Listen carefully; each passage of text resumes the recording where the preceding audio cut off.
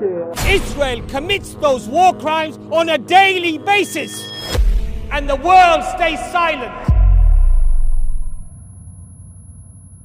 They say Israel has the right to defend itself. It's like saying Jimmy Savile, the prolific child raper, has a right to defend himself when the child scratched him while he was raping it.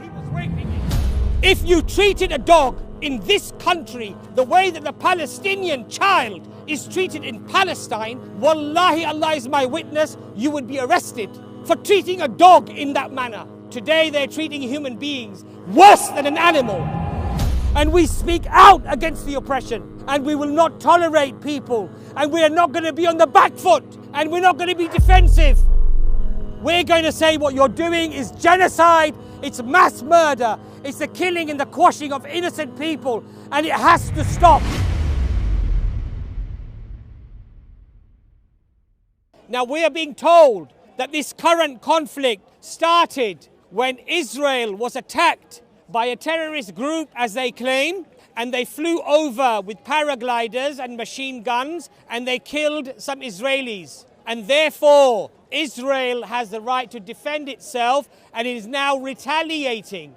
But what a lot of people don't realize, they don't acknowledge, and they don't know that this attack was not just an attack that happened, that instigated a response. In reality, the Palestinians have been attacked for the last 75 years of their existence. And that attack and that oppression has not ceased, and it has not stopped. This is not the catalyst as to the conflict that we see today. The clocks did not start when the rockets flew over from Palestine into Israel. The clocks did not start for this conflict when some paragliders flew in and shot some innocent Israelis. The conflict started way before. And if you look, even just a few weeks and a few months before the conflict, on the 18th of September 2023, before the current crisis, Save the Children reported that 38 Palestinian children were killed by Israeli forces just leading up to this conflict, making that the worst year on record,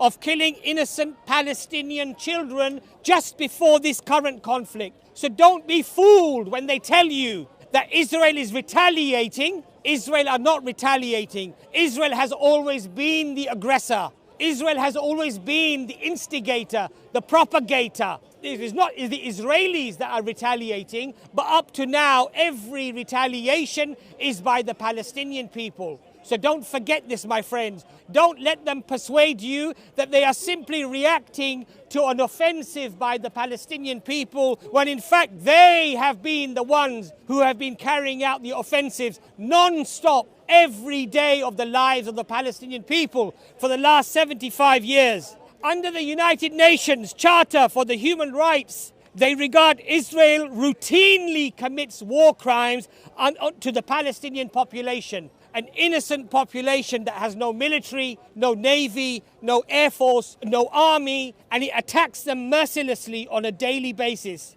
Under the United Nations, my brothers and my sisters, not that I need them to quote to me as a Muslim as to what is valid or invalid, but according to their own charter, according to the very laws that they constructed, they said using excessive force, targeting of civilians, and disproportionate force are all acts and all crimes against humanity. They are war crimes, and Israel commits those war crimes on a daily basis, and the world stays silent. But we will not be silent. We will not stand by and let them mercilessly wipe out and commit genocide on a people. We will voice our opinions. We will voice what we have to say. And inshallah, there will be some amongst those who regard the Palestinians to be the perpetrators to hopefully be influenced by the information that is provided, not just here, but by the countless voices that are out there. If you look, if you don't wish to believe me, because the man is a Muslim, the man is a sympathizer for Islam, he's going to be perhaps presenting facts according to their narrative, then look at their own narrative, my friends. Look at their own narrative. If you study the organization for the Israeli soldiers who are breaking the silence. Breaking the Silence is an organization that catalogues and interviews Israeli soldiers who have gained a conscience and who are speaking out against the atrocities that they are committing on a daily basis. Hear what they have to say. If you don't believe me as a Muslim, believe the Israeli soldiers who are telling us that we deliberately and continuously on a daily basis humiliate the Palestinian people. We attack civilians. This is their words, not my words. We stop the teachers going from schools. We stop the children going to schools. We attack them, we shoot them, we humiliate them, we raid them in the middle of the night, waking the children up at gunpoint to make them fear us, to dominate us. These are not my words. These are the words of Israeli soldiers who have gained a conscience. You don't want to believe me, then at least believe them. At least allow that information to wake you. If you are asleep that the Muslims are complaining, that the Muslims are crying, that the Palestinians are crying, and you wish to just remain in your slumber, then at least allow these facts to wake you from your slumber. There is no excuse today for people who say that I'm ignorant and I don't know what's happening.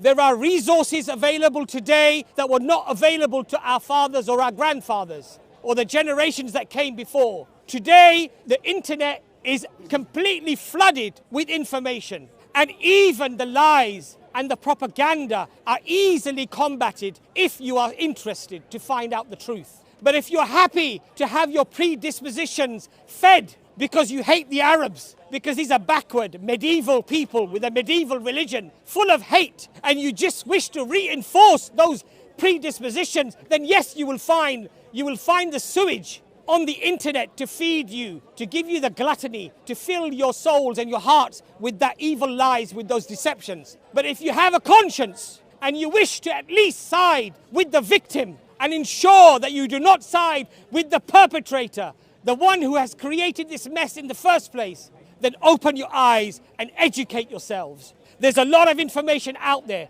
And again, if you don't want to believe a Muslim man who stands here crying about the Palestinians, then listen to Noam Chomsky, the professor who is Jewish himself. Listen to Norman Finkelstein, Ilan Pappé, who are political scientists. Their parents are survivors of the Holocaust. They have no dog in the race. They do not attribute any support necessarily to any group or any people, but they speak with the evidence and the facts. And what do they say? What do they argue? The same things that I have mentioned to you today, that Israel commits on a daily basis war crimes on a predominantly civilian population, women and children. If you treated a dog in this country the way that the Palestinian child is treated in Palestine, wallahi, Allah is my witness, you would be arrested. You would be arrested for treating a dog in that manner. Today they're treating human beings worse than an animal, and the world stays silent. The world says, we stand for Israel. How disgusting. What are you standing for? You're standing for a country, a nation, a political movement of Zionism that is aggressively and actively destroying and crushing the dreams of children and women to live in their land in peace. Now people say, let's not talk about figures. Let's not talk about how many here and how many there. Let's just say that both of them are killing each other. Let's just say both of them are fighting one another. Let's not look at the figures. I wonder why they say this. I wonder why they don't want you to look into the figures. Could it be that the imbalance that I'm about to tell you is so grotesque that they don't want you to know about it? So let's have a look at what they did in the last conflict. Protective edge. Homes destroyed. How many homes did these sophisticated rockets that were being fired into Israel, how many homes were destroyed? How many? One. How many homes did Israel destroy in the Palestinian territories? How many? 24 hours the bulldozers were going. The missiles were flying. How many? One home in Israel, 18,000 homes in the Palestinian territories. So when you don't want to talk about the figures, when you don't want to talk about the numbers, I know why you don't want to talk about those numbers. Because those numbers are damning. they condemn you, they quash you, they crush you, they destroy any remnants of support for Israel. So you don't want to talk about those numbers. The Israelis destroyed 285 kindergartens, nurseries for babies, for children, and one was destroyed in Israel. They destroyed 73 medical facilities in Palestine. 73 in Palestine. How many medical facilities were destroyed in Israel? 0. Duck, zip, 0. Now, yes, these figures are uncomfortable for people. They don't want to talk about the numbers because the numbers condemn them to their hypocrisy. The numbers condemn them to their utter contempt for justice and fairness. So what do? They say, let's not talk about the numbers, please. Let's just say it's a conflict. It's a war. They're just as bad as each other. My friends, these figures speak for themselves. They're not just as bad as each other. The figures speak for themselves. When you put Mike Tyson in a ring with a 3-year-old, it is not a battle or a bout, my friends. It is a massacre. They say Israel has the right to defend itself. Israel has the right to defend itself. It's like saying Jimmy Savile, the prolific child raper, has a right to defend himself when the child scratched him while he was raping it. Would you ever utter such a thing? Would you ever agree to such a concept? As vile and as disgusting as that is, this is your support for Israel. Shame on you. Your soul is dead. You have no hearts. Your hearts are stone. Do you not see the evidence that unfolds in front of you? You wish to remain blind and deaf and dumb to the misery of people? Or is it because, they're Arabs, they're medieval, these people are backward. You know, they teach their children to hate the Jews, so wipe them off, kill them, destroy them. There are very important lessons in history, my friends, that we need to contemplate. And all those of you who want to hang the flag of Israel off your buildings and on your Facebook posts, just remember one thing, that in history, the supporters of tyranny are never remembered. They are disgraced, even by their own families. If you have a Nazi in your generation, your forefathers, you'll even change your surname. You don't want to be attributed to that scum. One of the other quotes that is very striking by Malcolm X is, if you're not careful, the newspapers will have you hating the people who are being oppressed and loving the people who are doing the oppressing. If you want to do something, then educate yourself. Become an activist. Speak out against it. Do things that you are allowed to do according to your religion, and don't overstep the mark. And one last message to my Palestinian brothers and sisters, that your resilience and your strength has strengthened our iman. This is dawah for us, because in light of the destruction, in light of the tyranny and the oppression, you are still saying Allahu Akbar. Allah is the greatest. And Alhamdulillah, praise be to Allah. You're showing thanks and shukr whilst your entire families have just been bombed and wiped out. You're picking up the pieces of your children and you're saying Alhamdulillah to Allah. You're being grateful, and as a consequence, that resilience is giving us strength as well.